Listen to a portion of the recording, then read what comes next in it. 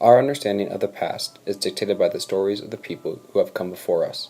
Each generation leaves a trace of their lives for the next generation to experience. Despite the popularity of these stories, this perception of history is dependent on the subjectivity of the storyteller and how they portray the events of the past. Stories of the past often entice us because they are grandiose and fictional representations of the truth, slightly altered with the biases of the narrator. Wes Anderson's film The Grand Budapest Hotel focuses on Zero Mustafa's perception of his past at the Grand Budapest Hotel, told through the interpretation of the nameless author. Through this retelling of the past by Zero, the history of the Grand Budapest Hotel is often portrayed in a positive light as it focuses on his best and most defining years of his life as he meets his eventual wife Agatha and the eccentric concierge M. Gustav.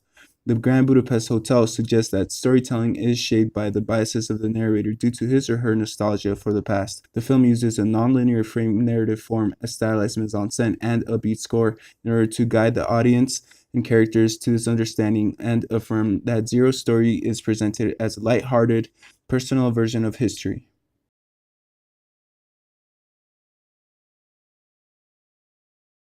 Wes Anderson uses this reverse chronological transition to create a coherent representation of storytelling throughout time. As the narrative shifts from the present day to 1985, 1968, and 1932, it tells the story of the interactions between the author and Zero, in addition to Zero and M. Gustav.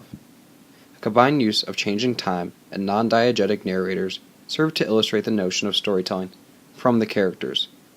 When Zero discusses his first encounter with M. Gustav to the author, the diegetic dialogue from Zero it begins as it must. becomes non-diegetic. Junior lobby boy in training, Grand Budapest Hotel. As the scene cuts to 1932, and his narration is no longer present in the world of the time period.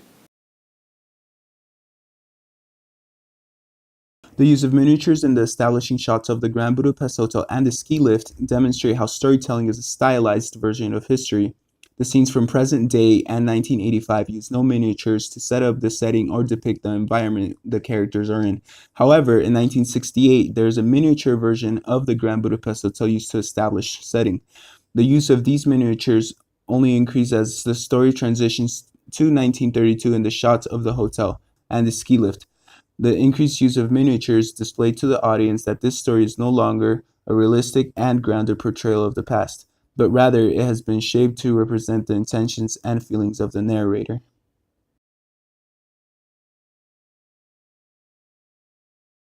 As Zero tells the story of the Grand Budapest Hotel, his nostalgia for the past influences how he presents it, since his story is often framed in a positive light, despite the prevalence of death and war in one of the bloodiest periods of European history.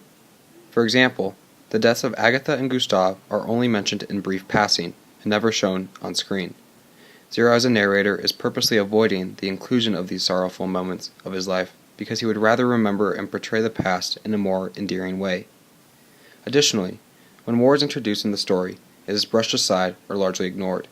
For example, the image of the newspaper when Zero is sent to pick up the Daily Mail lingers on the shot of the paper's headline, "Will There Be War?" before panning down to the news clip of the death of Madame D. The conversation between Gustav and Zero immediately following the image of the paper does not address the upcoming war, but rather ignores the topic in order to discuss what had happened to only Madame D.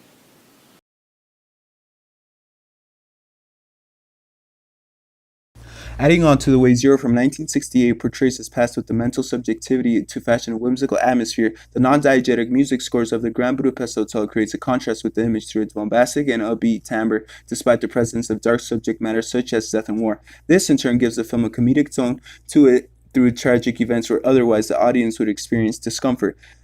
The music scores in turn are reflective of the way Zero has chosen to remember his past as the lobby boy with a comedic release of tension. For example, the scene where Joplin is chasing after Deputy Kovacs in the museum, there is tension rising through the chase, which is contrasted with the musical score that has a jumping rhythm due to the use of a twingy banjo-like timbre and the low pitch giving it the comedic yet cautiously dangerous tone.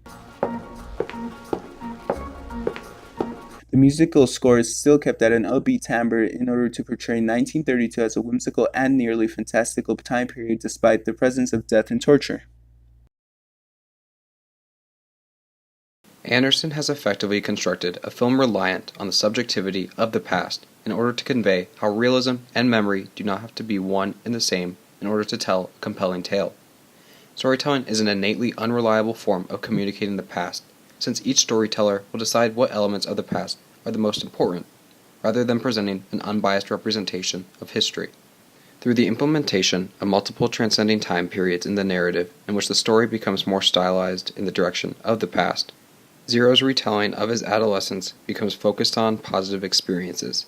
This, in essence, transcends multiple generations due to the content of the story rather than the accuracy in the portrayal of the past.